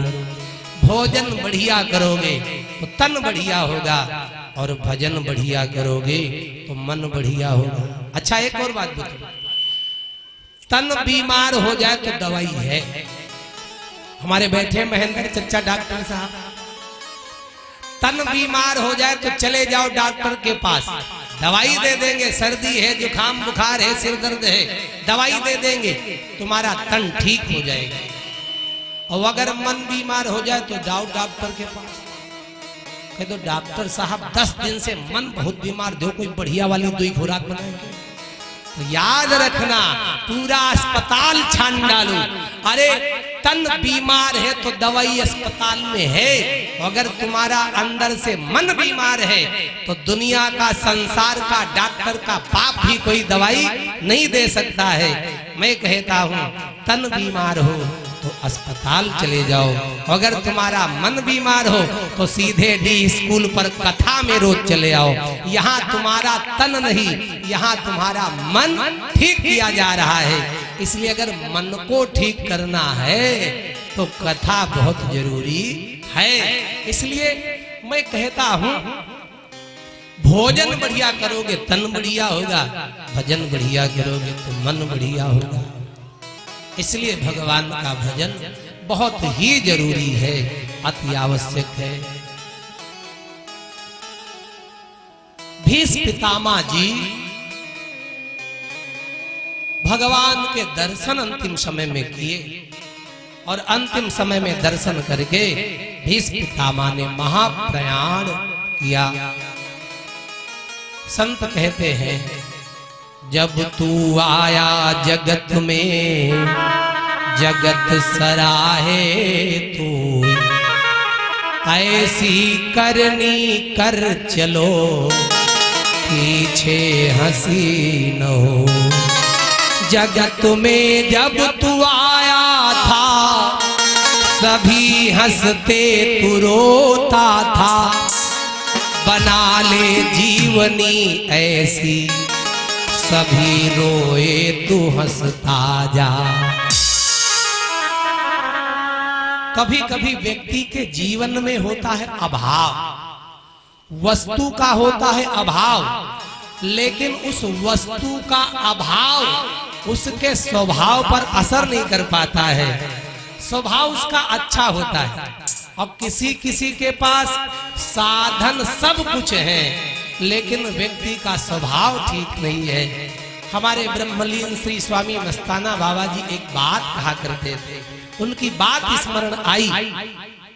वो कहते थे, जब संत भक्त के यहाँ जाए तो उसकी व्यवस्था न देखे, उस भक्त की आस्था देखे। इसकी व्यवस्था क्या है न देखो, इस भक्त की आस्था कैसी है आस्था देखो। अरे व्यवस्था तो दुर्योधन के यहाँ वीआईपी थी और आस्था विदुर जी के यहाँ बढ़िया थी। तो मेरा ठाकुर व्यवस्था में नहीं गया, मेरा ठाकुर आस्था में चला गया। और जब भक्त संत के पास जाए तो संत के साधन न देखो, संत की साधना देखो। इसके साधन कितने हैं, साधन देख करके, प्रॉपर्टी देख करके गुरु बनाओगे तो गुरु भी जेल जाएगा और चेला भी साथ ही जेल में सप्लाई हो जाएंगे। साधन नहीं, जब गुरु बनाओ तो उसकी साधना देखो, उसके बाद में उससे संपर्क करो। इसलिए तन नहीं मन सुनो। आज भगवान का भजन बहुत जरूरी है। भीष्म पितामह जी तो चले गए,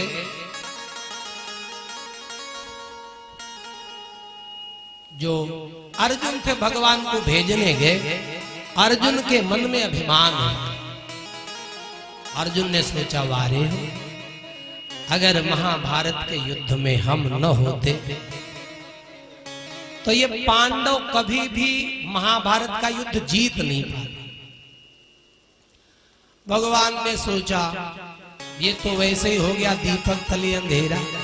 अरे दुनिया इसको गीता सुनाई, इतना ज्ञान दिया, अब भी अहंकार अभिमान। अहंकारी की एक पहचान होती है, बताओ। अहंकारी की पहचान होती है जब वो चलेगा थोड़ा अकड़ के चले और थोड़ी गर्दन अपनी ऊपर उठा के चले।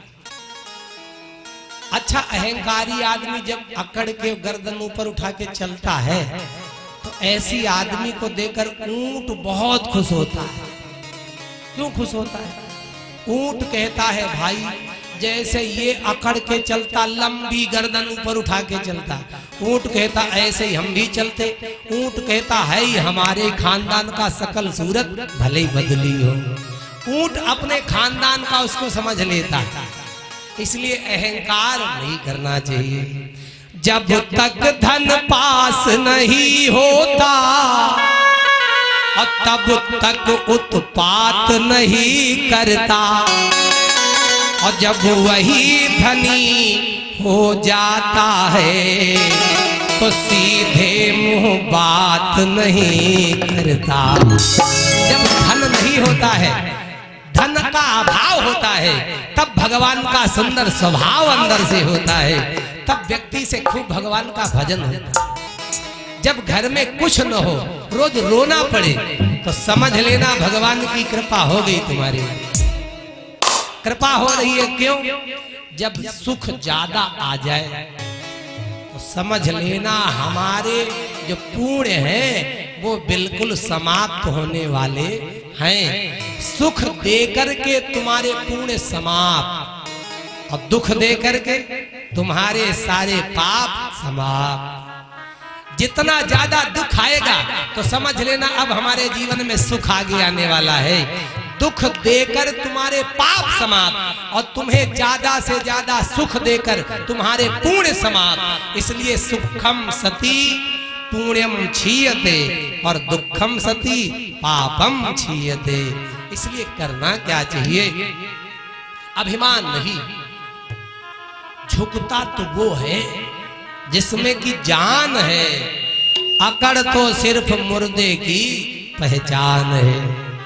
जनाजे को रोका यूं उससे बोले, कहां से चले थे कहां जा रहे हैं। तो जनाजे से आवाज आई, यहाँ काट कर जिंदगी की सजाएं, जहां से चले थे वही जा रहे। ओ माया के पुजारी, कुछ आगे की खबर है? अरे इस दुनिया से भी बढ़ के एक दूसरा भी घर है। हम जहां से आए वहां जाने का नाम ही नहीं ले रहे हैं। अच्छा ये बताओ, कोई कितना भी कमा ले, बना ले, मेहनत कर ले, लेकिन जिंदगी भर कमाओ बनाओ, लेकिन रावण से ज्यादा तुम खानदान भर मिलके नहीं बना सकते। क्यों भाई? हम कितना भी मेहनत करें, रावण से ज्यादा बना सकते क्या? नहीं बन सकता। जब रावण सोने की लंका में रहता था, इतना बनाने वाला नहीं रहा, तो फिर हम तुम 1 किलो सोना 2 किलो सोना जिंदगी भर में इकट्ठा कर लोगे बहुत ज्यादा। अगर तुम्हारी 2 तोला की सोने की चैन उठा के लंका में फेंक दी जाए और जिंदगी भर टार्च लेके ढूंढो, लेकिन कहीं पता चलने वाला नहीं है। जब सोने की लंका में रहने वाला नहीं रहा, तो 2-4 किलो सोने वाले का पता जता चलने वाला नहीं है। पैसा पैसा किसका पैसा, पैसा किसका साथी है, आती है जिस शान से दौलत उसी शान से जाती है। जैसे आया है वैसे ही चला जाएगा। हमारे महाराज कहते थे, जो धन जैसे ही आवे वो धन वैसे ही जा। जैसे पैसा आएगा वो वैसे चला जाएगा। एक बार एक आदमी था, वो घोड़ा चुरा लाया कहीं से।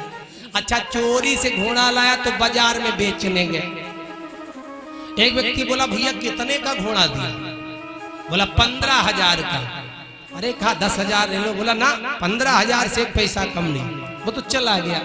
दूसरा आया, बोला कितने घोड़ा दिया? कहा 15,000 का। वो बोला बहुत बढ़िया घोड़ा राशि, और 15,000 का बहुत सस्ता, कोई कमी है क्या? बोले कमी कोई नहीं है। कहा तो हम इसकी चाल पहले देखेंगे, दौड़ा के देखेंगे, कोई कमी तो नहीं, तब खरीदेंगे। बोला देख लो। घोड़ा दे दिया। उसने घोड़े की पकड़ी लगाम, बैठा घोड़े के ऊपर और भगाया, और चाल ऐसी देखती जिंदगी में लौट के आया ही नहीं, घोड़ा लिए ही चला गया। और तब तक वो जो 15,000 दे रहा था वो लौट के आ गया। बोला भैया घोड़ा? बोला चला गया। बोला कितने में गया? कहा जितने में आया था उतने में चला गया। जो धन जैसे ही आवे वो धन वैसे जाए। जैसी कमाई आपकी आएगी वैसी ही कमाई उसी रास्ते से चली जाएगी, याद रखिएगा। इसलिए 100 कमरा कोई बनवा ले तो क्या 100 कमरा में लेटोगे क्या? एक ही कमरा में लेटोगे, 99 कमरा खाली पड़ेंगे रहेंगे और लोगों के लिए। एक कमरे में भी एक चारपाई पर टंगे रहोगे। और हमने देखा है जितना बड़ा मकान होता है उतना बड़ा दरवाजा मकान में नहीं लगता है। क्यों भाई, कोई लगवाता है? मकान बना को मकान से बड़ा 2 मंजिल का दरवाजा, 1 मंजिल का मकान किसी का धोखा बताओ। जितना बड़ा मकान होता है उतना बड़ा दरवाजा नहीं होता है। अब जितना बड़ा दरवाजा होता है मकान में उतना बड़ा ताला थोड़ा ही होता है, और जितना बड़ा ताला होता है उतनी बड़ी चाबी नहीं होती है। और दुनिया की ऐसी कोई चाबी नहीं जो भगवान के पास नहीं है। जो देना जानता है वो तुमसे लेना भी जानता है। ये बताओ, तुमने कथा में पहले दिया है कि भगवान ने तुमको पहले दिया है? जरा दिमाग लगा के सोचो। तुमने कथा में पहले दिया है कि भगवान ने तुम्हें पहले दिया है? तो यही उत्तर आएगा, भगवान ने हमें पहले दिया है और हम भगवान की कथा में बाद में दे रहे हैं। फिर कोई पूछे तुमको भगवान ने ज्यादा दिया है कि तुमने भगवान की कथा में ज्यादा दिया है, तो आदमी फिर सिर झुक जाता है। भगवान ने हमें ज्यादा दिया है, लेकिन जिसने दिया है हम उसी की कथा में 100-200 दे रहे हैं, हम सब नहीं दे सकते। याद रखिएगा, जो मालिक होता है वो देना जानता है, वो लेना भी जानता है। आज धन का अभिमान नहीं, परिवार का अभिमान नहीं, पद का अभिमान नहीं। अभिमान हो तो एक चीज का अभिमान करो, रामायण में पढ़ो। एक चीज का अभिमान करो, क्या अभिमान करो? तो ये करो, हम भगवान के हैं, भगवान हमारे हैं। ये अभिमान करोगे तो जीवन में कभी दुखी रहना नहीं पड़ेगा। अस अभिमान जाहि जन भोरे, अस अभिमान जाहि जन भोरे,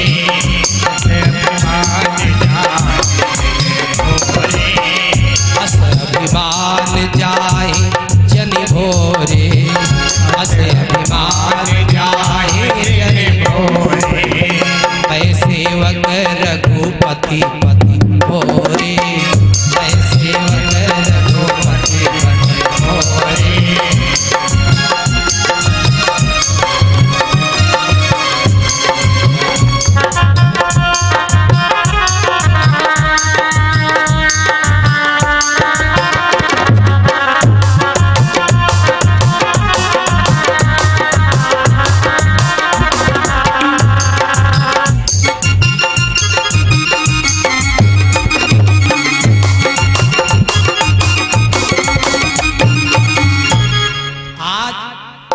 अभिमान नहीं करना चाहिए। करना क्या चाहिए? अभिमान करो तो भगवान के हम भक्त हैं, इसी बात का अभिमान करो। आज अर्जुन को अभिमान हो गया। भगवान ने कहा मेरी गोपियां इनको इनके घर छोड़ आओ। अर्जुन बोले मेरा नाम काफी है प्रभु। भगवान बोले फिर भी चले जाए। अर्जुन गए, भीलों ने आक्रमण कर दिया। अर्जुन बेचारा हार गया। ये भीलों से अर्जुन क्यों हार गया? ये जो भील थे, ये भील कोई और थोड़े, ये भील भगवान ही बन के आए थे। अरे साधारण कोई भील होता तो अर्जुन मार ही डालते, लेकिन भगवान ही भीलों के रूप में आए थे, तो अर्जुन बेचारा हार गया। अर्जुन उदास होके घर चल गए। घर में पांडव जो थे उनको अनेक अपशकुन होने लगे। अर्जुन भी तब तक पहुंच गए। पांचों पांडवों ने मिलकर के विलाप किया कुछ देर के लिए। का समय ठीक नहीं है, हमें यहाँ रहना नहीं चाहिए। उसी समय उत्तरा देवी के गर्भ से एक बालक का जन्म हुआ। उस बालक का जन्म रखा गया विष्णुराज। उसी बालक का दूसरा नाम परीक्षित। परीक्षित क्यों? परितः इच्छितः या सह परीक्षितः। जो चारों तरफ से भगवान की इच्छा के द्वारा सुरक्षित किया गया हो वही परीक्षित है। या जो परीक्षित, जो पराई इच्छा में अपनी इच्छा मिला दे वही परीक्षित है। या जो सब में भगवान की लिया करे वही परीक्षित है। ऐसा मैंने सुना, परीक्षित जी महाराज पालने में लेटे थे, द्रौपदी दादी की साड़ी को खींच के मुंह में डाल लिया, खाने लगे। द्रौपदी ने डांटा, ए बेटा क्या कर रहा है? मानो परीक्षित जी ने पूछा, दादी माँ मैंने सुना जब भरे दरबार में साड़ी खींची जा रही थी तुम्हारी, तो साड़ी के रूप में भगवान ने अवतार लिया था। हम देख रहे चेक करके ये वही साड़ी है कि कोई दूसरी साड़ी है। इस साड़ी में भगवान है कि नहीं है? जो सब में भगवान की परीक्षा ले उसी को परीक्षित कहते हैं। पांचों पांडवों ने मिलकर के परीक्षित जी महाराज को राजा बना दिया और पांचों पांडवों ने कहा, बेटा अब हमारा समय आ चुका है, अब हम यहाँ नहीं रहेंगे। जब बाल सफेद होने लग जाए तो समझ लेना भगवान की पहली चिट्ठी आ गई। भगवान 3 चिट्ठियां भेजते हैं। पहली चिट्ठी आई, बाल सफेद होने लग गए, कान के पास बाल सफेद हो जाएं, तो शंकराचार्य जी कहते हैं, कृतांतस्य दूती जरा कर्णमूले भजध्वं रमानाथ पादारविंदम। जब बाल सफेद होने लग जाए समझ लेना यमराज के दूत चिट्ठी लेके आ गए, इसलिए भजन शुरू कर दो। लेकिन आदमी ने भगवान की पहली चिट्ठी फाड़ के फेंक दी। भगवान ने बाल सफेद किए, आदमी लेके गोदरेज डाई फिर काले करवा दी। भगवान ने सोचा बहुत पागल आदमी है, चिट्ठी भेजी इसने फाड़ दिया। भगवान ने दूसरी चिट्ठी भेजी। भगवान ने क्या किया, धीरे धीरे दांत गिराना चालू कर दिया। अब दांत एक एक करके गिराने लगे। आदमी गया डॉक्टर के पास, पूरी 32 सेट करा के फिर खाना शुरू। दूसरी चिट्ठी भी फाड़ दी। तो भगवान ने क्या किया, आंखों से दिखाई देना कमजोर करना शुरू किया। दिखता ही नहीं, सोचा जब दिखाई नहीं पड़ेगा तो कहीं जाएगा नहीं, और जब कुछ दिखाएगा नहीं तो बैठे बैठे भजन ही करेगा। नजर कमजोर शुरू की। आदमी गया चित्रकूट सीतापुर, ऑपरेशन करा के लेंस लगवा के काला चश्मा लगा के फिर देखना चालू। भगवान ने कहा, यमराज इन नालायकों का हार्ट अटैक चालू करो, अब ये चिट्ठी भेजना बंद करो। तो अब हट्टा कट्टा आदमी क्या हुआ, बोले हार्ट अटैक हो गया, लदे जा रहा। अगर बाल सफेद शुरू हो बाल सफेद होना शुरू हो, भजन करना शुरू कर दो तो हार्ट अटैक नहीं हो। आंखों से दिखाई देना कम पड़ जाए तो भजन ज्यादा से ज्यादा शुरू कर दो, हार्ट अटैक नहीं होगा। जब दांत गिरने लग जाएं तो भजन करना शुरू कर दो। लेकिन एक ही समस्या है, क्या? जब तक व्यक्ति का शरीर शुद्ध सही होता है, नया खून रहता है, नई त्वचा रहती है, जोश रहता है, जब तक शरीर सही रहता है तब तक बुद्धि बहुत बिगड़ी रहती है आदमी की। जब तक शरीर सही रहेगा तो बुद्धि साथ ही नहीं लेगी, बुद्धि खराब रहेगी। और जब 40 साल के बाद कुछ कुछ बुद्धि सुधरने लग जाएगी और तब तक शरीर धोखा देने लग जाएगा तो शरीर बेकार होने लग जाएगा। शरीर सही रहेगा तो बुद्धि खराब रहेगी, अब बुद्धि खराब होने लग जाएगी। बुद्धि खराब रहेगी जब तक शरीर सही रहेगा, और शरीर जब खराब होने लग जाएगा तो बुद्धि खराब होने लग जाती है। आज पांचों पांडवों ने परीक्षित जी को राजा बना दिया और पांचों पांडव हिमालय पर्वत की द्रौपदी के समेत यात्रा की। परीक्षित जी महाराज राजा बने, ब्राह्मणों ने वेद मंत्र पढ़े, स्वस्ति वाचन किया गया, गंधर्वों ने गीत गाया और उत्सव मनाया गया।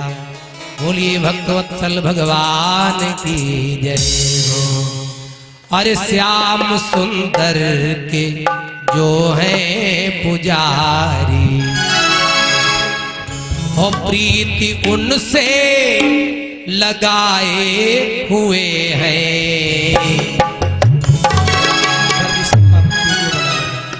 श्याम सुंदर के जो है पुजारी, श्याम सुंदर के जो है पुजारी,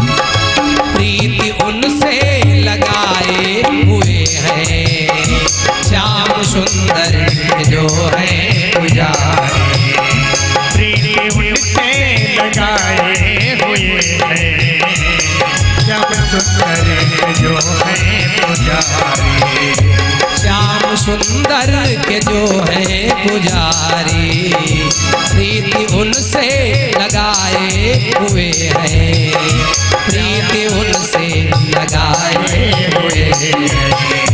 श्याम सुंदर जो है पुजारी, प्रीति उनसे लगाए हुए हैं।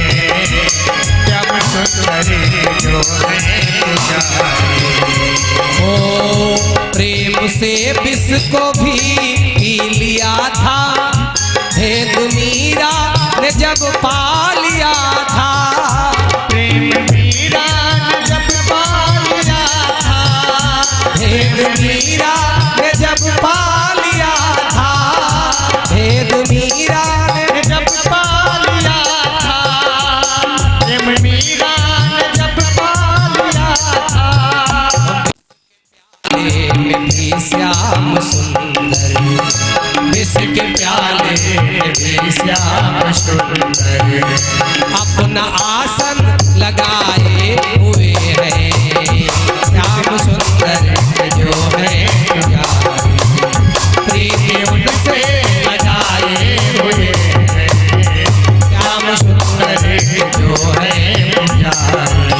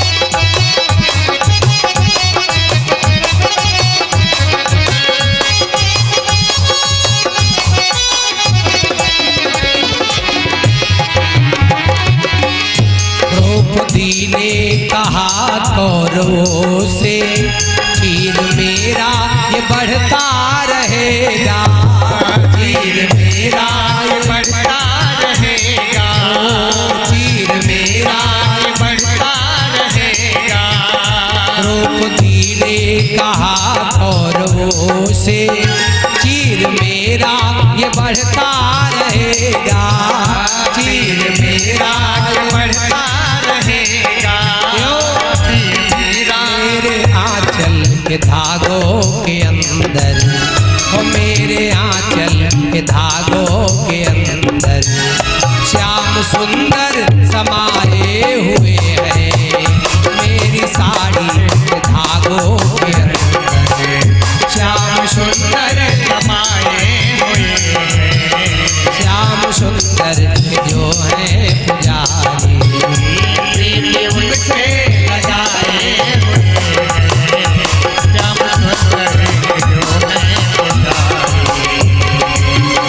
प्रीति उनसे लगाए हुए हैं। श्याम सुंदर जो है पुजारी, प्रीति उनसे लगाए हुए हैं। श्याम सुंदर जो है पुजारी। बोलिए भोलेनाथ महाराज की जय हो। एक सूचना देनी है आप सब लोगों को, 25 अगस्त को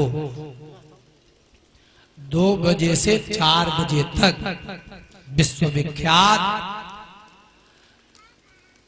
परम विदुषी सुश्री पंछी देवी जी भारत माता मंदिर हरिद्वार जो पीठाधीश्वर है वहां की पंछी देवी जी का कार्यक्रम 25 अगस्त को इसी मंच पे लाइव टेलीकास्ट होगा सब जगह।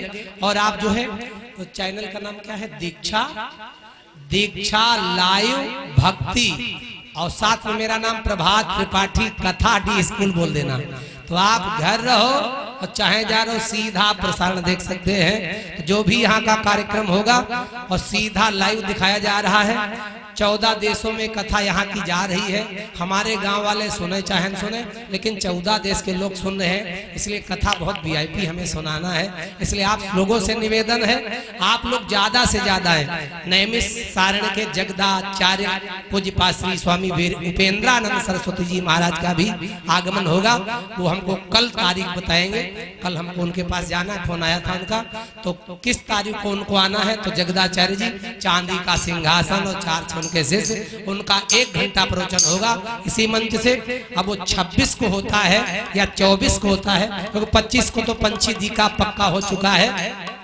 तो जो जो अतिथि मेहमान आगंतुक आएंगे उनकी घोषणा यहाँ से होती रहेगी, क्योंकि बहुत विधायक सुनायक सबलायक जो भी हैं सब लोग यहाँ आ रहे हैं, लेकिन उनका समय क्या है वो कल से ही पक्का कन्फर्म कर दिया जाएगा। मैंने निवेदन किया सब लोगों से, लेकिन सब लोग भले ही आए और आप लोग नहीं आएंगे तो हमारे लिए सब कुछ बेकार है। मेरा निवेदन एक ही है, आप आएंगे हमको तभी अपार खुशी होगी।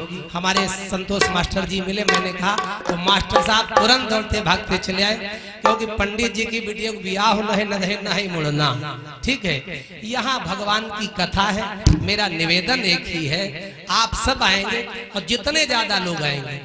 हमारे झांकी के कलाकार बहुत अच्छे अच्छे आए हैं, जो कभी तक ऐसे नहीं आए और ऐसे जल्दी आने वाले हैं कहीं। इसलिए मेरा निवेदन है, उनकी झांकी का भी आनंद रात्रि में 11 बजे से 10:30 बजे से 11, 11:30, 12 बजे आरती होती है। तो आप लोग अधिक से अधिक संख्या में आए, उसका भी आनंद लें। और जितने ज्यादा आप लोग आएंगे उतना हमें सुनाने में आनंद आएगा, क्योंकि मोबाइल में बैटरी हो, पैसा हो, चार्जर हो, बात करने वाला भी हो, लेकिन नेटवर्क ही ना हो तो हलो हलो करो। तो बस यही समझ लो, आप जितने लोग हो तो आप लोग हमारे नेटवर्क हो, यहाँ सब कुछ हो जाए। और जब तक आप लोगों का नेटवर्क हमें नहीं मिलता तब तक सब बेकार है। हमारे नत्था मास्टर चचा जी भी आए हैं, चबूतरा बहुत बढ़िया बनवा दिया है। संत महात्मा आएंगे, इस पे आनंद लेंगे। एक बार जोरदार ताली हमारे मास्टर साहब के लिए बजाइएगा, जिन्होंने इस चबूतरे का निर्माण करवा दिया। तो इसके लिए धन्यवाद है, साधुवाद है। ऐसे ही भोले बाबा की कृपा इन पे बरसती रहे। मैं भी तन मन धन से सेवा में समर्पित हूँ। जब जैसा मौका लगेगा मैं भी कुछ न कुछ करवाता रहूंगा। बस इस लायक हमको भगवान ने बनाया है। बस यही भगवान भोले बाबा से मांगते हैं, बुद्धि में कोई लोभ लालच ना आने पाए, और धर्म के कार्य ऐसे ही भगवान हमको 4 हाथ से देता है और हम 2 हाथ से ऐसे ही देते रहे भगवान में, बस कोई कमी ही नहीं रहेगी। तो आप सबसे निवेदन है, आप लोगों से हमें धन नहीं चाहिए, आप लोगों से हमें और कुछ नहीं चाहिए, लेकिन आप लोगों का समय जरूर चाहिए 7 दिन के जब तक कथा हो। और आप कुछ दीजिए चाहे न दीजिए, भगवान ने सब कुछ दिया है। और जो आप दे देंगे उसके लिए हम मना नहीं करते हैं, वो आपका श्रद्धा भाव से भगवान बाबा के दरबार में समर्पित हो जाएगा, लग जाएगा। इसलिए मेरा एक ही निवेदन, आप सब लोग यहाँ आए जरूर। हमारे भैया श्री रजत सिंह जी हैं, हमारे सुष्बिंद जी हैं, और भी बहुत से लोग कार्यकर्ता हैं। हमारे सरनाम जी खड़े, आदर्श जी हैं, अंकुर हैं, बहुत से लोग हैं इसमें। तो आप लोगों से निवेदन ही कि आप लोग ज्यादा से ज्यादा आए और सब लोगों को लिवा कर लाए। ऐसा न कहे कि न तुम आओ और दूसरे को मना कर दे, हुआ क्या करिए जाए, न तुम आओ और दूसरे को भी ना आने दो। तो समझ लो, एक तो पाप तुम्हारा, तुम न जा रहे हो, और डबल पाप कमीशन वाला ले रहे हो कि तुम दूसरे को रोक रहे हो। तो डबल कमीशन कौन भोगेगा? इसलिए मेरा आप सबसे हाथ जोड़ के निवेदन है, छोटे हो बड़े हो, किसी जाति के हो, किसी वर्ण के हो, किसी धर्म के हो, ये भोले बाबा का दरबार है। अगर आप अपना घर छोड़ के यहाँ चले आएंगे तो आपके घर में कोई विपत्ति दुख आएगा, तो मेरा बाबा अपना घर छोड़ के तुम्हारे घर जरूर आएगा, मेरी गारंटी है। और तुम हमारे कहने पर भी यहाँ नहीं आओगे तो याद रखिएगा, तुम घर में रोगे चिल्लाओगे, लेकिन मेरे बाबा भी कान में हाँ तुम्हारी आवाज सुनने वाले नहीं है। हम भोले बाबा से ही प्रार्थना करने के लिए बैठे 7 दिन के लिए। यहाँ जो कोई आ जाए तो उनके घर में कोई कमी बाबा मत रखना, यही हम प्रार्थना करते हैं। बोलिए भोलेनाथ महाराज की। हमारे भैया दीपक शुक्ला जी बैठे हैं, आरती कराएंगे। रात्रि का कार्यक्रम जो होगा वो ठीक 8 बजे शुभारंभ होगा और रात्रि में कथा के लास्ट में 11 बजे झांकी के पहले जो है स्वागत समारोह हमारे मंच पर इसी पे होगा। हमारे कमेटी के लोग और भी तो हम अपने नत्था मास्टर चच्चा से भी निवेदन करे आएंगे और हम संतोष मास्टर जी भी निवेदन करेंगे। आप आइएगा, रात में समय दीजिएगा, स्वागत समारोह में आप जरूर शामिल हो। और जो भी विशेष लोग हैं सबसे निवेदन है आप आएंगे तो हमको अपार खुशी होगी। और हमारे काका जी तो मौजूद ही, इनका आशीर्वाद ही मिल रहा है। आइए सब लोग बड़े प्रेम से आते राधे श्याम। बोले शंकर भगवान की जय हो। श्याम राधे। आरती गाएंगे सभी मीठी मीठी तालियों साथ। भवानी तेरी जगमग ज्योति जले, भवानी तेरी जगमग ज्योति जले।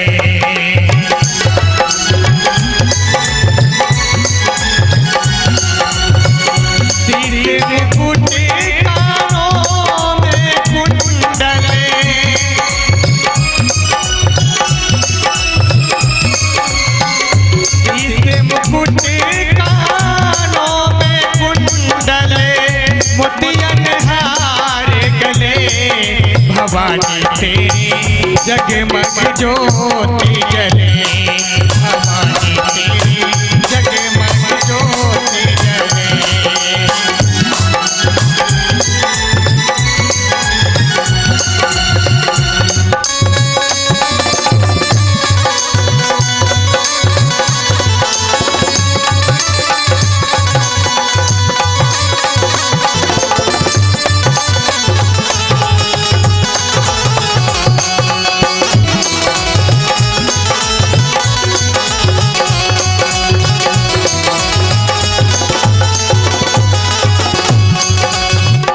दक्षिण पूर्व पश्चिम तेरा हुकुम चले, मैया तेरा हुकुम चले।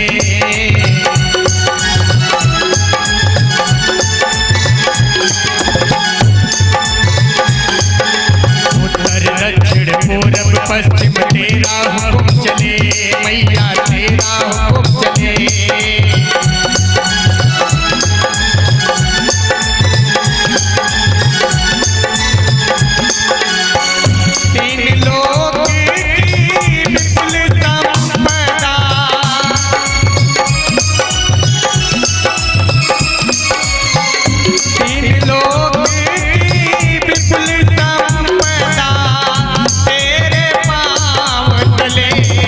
भवानी तेरी जगमग ज्योति जले, भवानी तेरी जगमग ज्योति जले।